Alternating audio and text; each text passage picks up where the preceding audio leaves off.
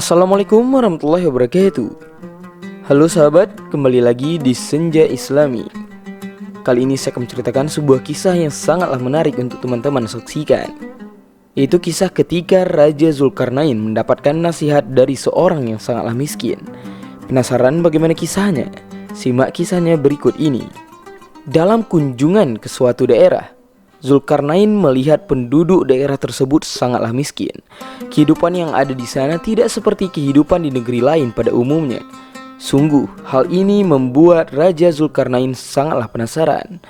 Mereka tidak memakan daging, hanya mengonsumsi sayuran dan tumbuh-tumbuhan. Kegiatan mereka sehari-hari adalah menggali kuburan dan melaksanakan sholat di dekat kuburan itu. Kemudian, Raja Zulkarnain mengutus seseorang untuk mengundang pemimpin atau raja yang berkuasa di daerah itu. Sebut saja namanya Fulan. Namun, Fulan menolak undangan Raja Zulkarnain. "Saya tidak punya urusan dengan Zulkarnain," kata Fulan memberi alasan. Merasa undangan darinya tidak diindahkan, Raja Zulkarnain akhirnya datang sendiri kepada Fulan. Zulkarnain menjelaskan alasan kedatangannya itu, yakni karena Fulan tidak pernah berkenan untuk diundang oleh Raja Zulkarnain. Kemudian Fulan menegaskan kepadanya alasan kenapa ia enggan datang. "Jika saya butuh kepada Anda, wahai Raja Zulkarnain, maka saya akan langsung mengunjungi Anda. Tidak perlu Anda mengundang saya." Seperti itu kata Fulan kepada Raja Zulkarnain. Pada kesempatan itu, Raja Zulkarnain menanyakan 3 hal yang dilihat sebelumnya, yakni terkait kehidupan yang serba apa adanya, galian kubur yang mereka buat dan mereka sholat di dekatnya, serta alasan mengapa mereka hanya mengonsumsi sayuran saja. Ketika pertanyaan tersebut dijawab Fulan dengan jawaban yang sangatlah baik dan logis khas orang sufi.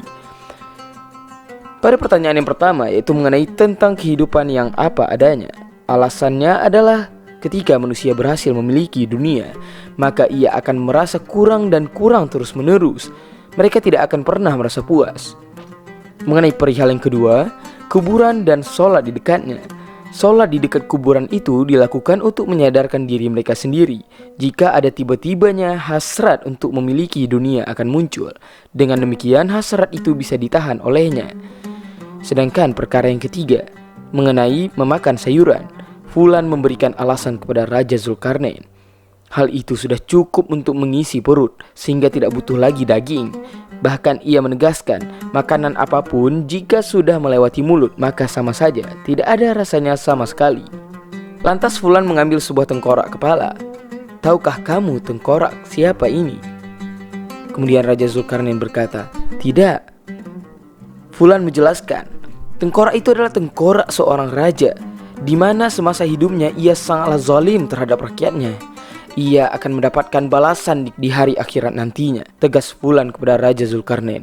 Ia kembali mengambil satu tengkorak lagi dan menanyakan kepada Zulkarnain apakah ia mengetahuinya. Namun Zulkarnain menjawab sama seperti sebelumnya, yaitu tidak tahu. Fulan lantas juga menjelaskan tentang bagaimana biografi tengkorak itu. Menurut Fulan, tengkorak itu adalah tengkorak seorang raja yang menggantikan raja zalim, sebagaimana telah dijelaskan sebelumnya. Namun dalam memimpin, raja yang satu ini sangatlah adil. Karenanya ia akan mendapatkan balasan apa yang telah ia kerjakan di dunia, ucap Fulan kepada Raja Zulkarnain. Fulan menyuruh untuk memilih hidup seperti apa yang akan ia jalani. Apakah seperti raja yang zalim atau seperti raja yang adil? Di penghujung pertemuan itu, sebelum undur diri, Zulkarnain menawari sebuah jabatan untuk mengisi menteri yang kosong. Tawaran itu pun ditolak olehnya. Alasannya ia tidak akan pernah bisa bersama-sama Zulkarnain.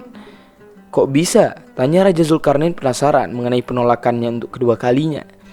"Ini disebabkan semua orang adalah musuh bagimu dan kawan bagiku," kata Fulan kepada Raja Zulkarnain. Kalimat itu ternyata membuat Zulkarnain tambah penasaran. Ia pun meminta penjelasan lebih lanjut.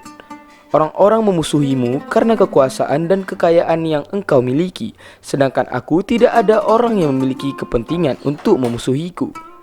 Karena memang aku miskin," jawab Fulan penuh wibawa. Sahabat, sungguh kisah yang sangatlah penuh hikmah. Kisah ini terdapat pada kitab Uyun Al-Hikayat karya Ibnu Al-Jauzi. Apa yang dikatakan Fulan pada bagian terakhir daripada kisah ini menunjukkan bahwa meski tidak semua dunia menjadi penyebab perpecahan, betapa banyak persaudaraan dan persahabatan yang rusak karena dunia, namun pada akhirnya kita akan mati di lubang yang sama. Semoga Allah Subhanahu wa taala jauhkan kita dari fitnah dunia. Amin, amin ya rabbal alamin.